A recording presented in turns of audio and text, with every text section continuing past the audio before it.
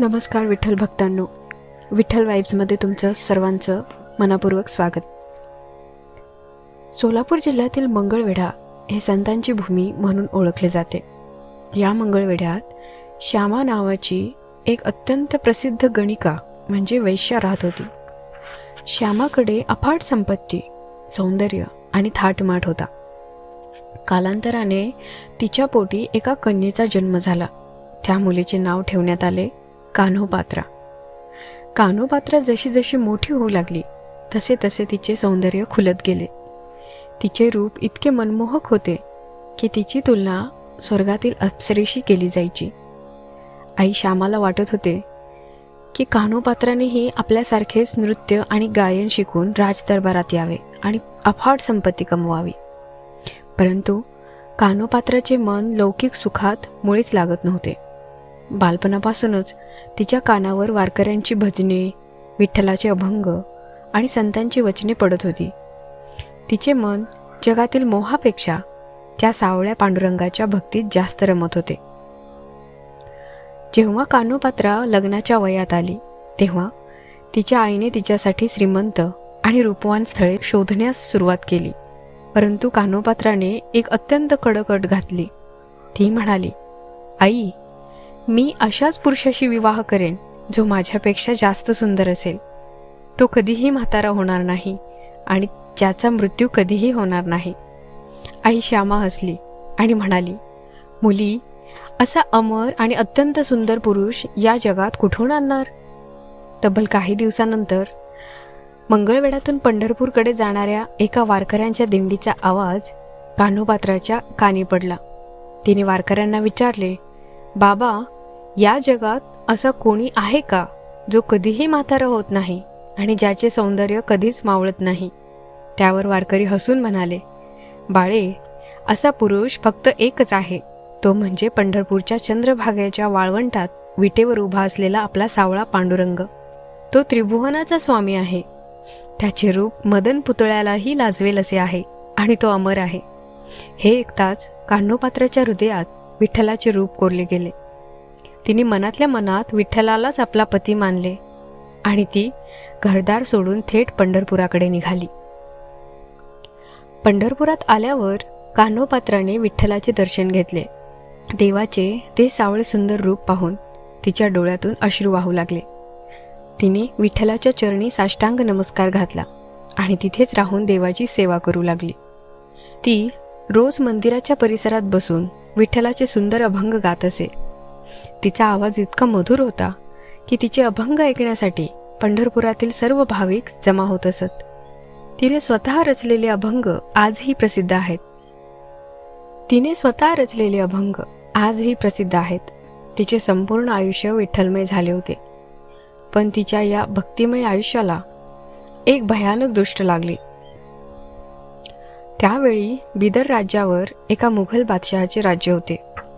कान्होपात्राच्या अद्भुत सौंदर्याची वार्ता बिदरच्या राजदरबारापर्यंत पोहोचली. बादशहाला सरदारांनी कान्होपात्राचे रूप वर्णन करून सांगितले. हे ऐकून कामांध झालेल्या बादशहाने फरमान सोडले, कान्होपात्राला जिवंत किंवा मृत माझ्या जनानखान्यात हजर करा. बादशहाने आपले एक भले मोठे सैन्य पंढरपूरकडे रवाना केले. एक दिवस कान्होपात्रा मंदिरात विठ्ठलाचे ध्यान करत असताना अचानक मंदिरात बाहेर घोड्यांच्या टापांचे आवाज आणि सैनिकांचा आरडाओरडा ऐकू येऊ लागला. बादशहाच्या सैन्याने संपूर्ण पंढरपूर आणि विठ्ठल मंदिराला वेढा घातला होता. सैन्याचा सरदार मंदिरात शिरला.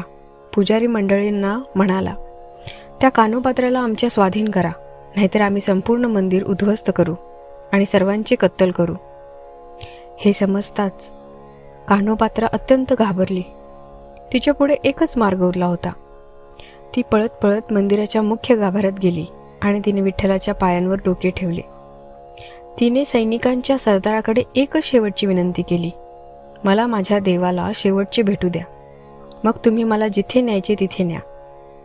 सरदाराने तिला थोडा वेळ दिला. कान्होपात्रा गाभाऱ्यात गेली आणि विठ्ठलाची मूर्ती घट्ट कवटाळून रडू लागली. तिच्या डोळ्यातून अश्रूंची धार वाहत होती. ती म्हणाली, हे पांडुरंगा, मी माझे शरीर आणि मन तुला अर्पण केले आहे. जर आज हे शरीर एका परपुरुषाच्या पापी माणसाच्या हातात गेले तर तुझ्या पावनतेचा आणि माझ्या भक्तीचा पराजय होईल. देवा, मला तुझ्या चरणी जागा दे, नाहीतर माझा प्राण घे. तिने अत्यंत आर्त स्वरात विठ्ठलाला साद घातली. नको देवराया, अंत आता पाहो, प्राण हा सर्वथा जाऊ पाहे. आणि काय आश्चर्य! कान्होपात्राची ती निष्पाप आणि अथांग भक्ती पाहून साक्षात विठ्ठलाची मूर्ती द्रवली. एकाएकी गाभाऱ्यात एक दिव्य अलौकिक प्रकाश पसरला. सैनिकांनी गाभाऱ्याचा दरवाजा तोडून आत प्रवेश केला, पण तिथे कान्होपात्रा नव्हती. फक्त तिच्या अंगावरची वस्त्रे विठ्ठलाच्या चरणी पडली होती. कान्होपात्रा साक्षात विठ्ठलाच्या मूर्तीमध्ये विलीन झाली होती. हा चमत्कार पाहून बादशहाचे सैनिक आणि सरदार भीतीने थरथर कापू लागले आणि तिथेच नतमस्तक झाले. कथेनुसार कान्होपात्राचा आत्मा विठ्ठलात विलीन झाला, पण तिच्या नश्वर देहाचा काही भाग मंदिराच्या दक्षिण दरवाजाजवळ विलीन झाला, जिथे तिला संतांच्या उपस्थितीत समाधी स्वरूप मानले गेले. काही दिवसानंतर ज्या ठिकाणी कान्होपात्राने देह त्यागला त्या ठिकाणी त्याच जमिनीतून अचानक एक लहानसे रोपटे बाहेर आले. हळूहळू त्याचे एका मोठ्या वृक्षात रूपांतर झाले. ते झाड दुसरे तिसरे काही नसून तरटीचे झाड म्हणजे एक दुर्मिळ वृक्ष होते. आजही हजारो वर्षे उलटून गेली तरी पंढरपूरच्या मुख्य मंदिराच्या आवारात हे तरटीचे झाड हिरवेगार उभे आहे. वारकरी संप्रदायाला मान्यता आहे की हे झाड म्हणजेच साक्षात संत कान्होपात्राचे रूप आहे. जो भाविक पांडुरंगाच्या दर्शनाला येतो तो या झाडालाही अत्यंत भक्तिभावाने नमस्कार करतो. संत कान्होपात्राच्या या त्यागातून आणि भक्तीतून आपल्याला पुढील मोलाचे विचार मिळतात. पहिला, भक्तीमध्ये कुठलाही भेदभाव नसतो. माणूस कोणत्या कुळात, जातीत किंवा वातावरणात जन्माला आला याने देवाला काही फरक पडत नाही. देव फक्त आणि फक्त हृदयातील शुद्ध भाव पाहतो. दुसरा म्हणजे शरीरापेक्षा आत्म्याची शुद्धता. बाह्य रूप आणि शरीर हे नाशवंत आहे.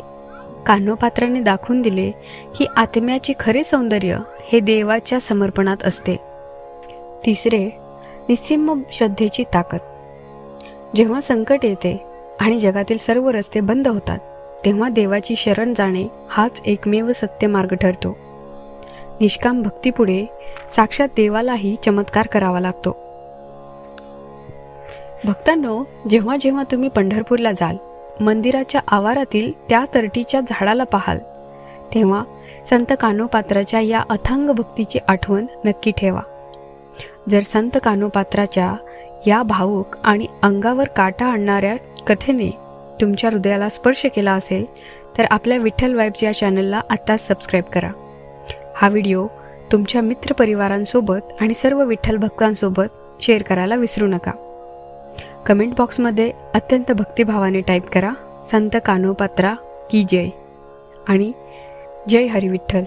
भेटूया पुढच्या एपिसोड क्रमांक 25 मध्ये अशाच एका अलौकिक आणि भक्तिमय कथेसह. तोपर्यंत पांडुरंगाच्या ध्यानात रहा, आनंदी रहा. रामकृष्ण हरी.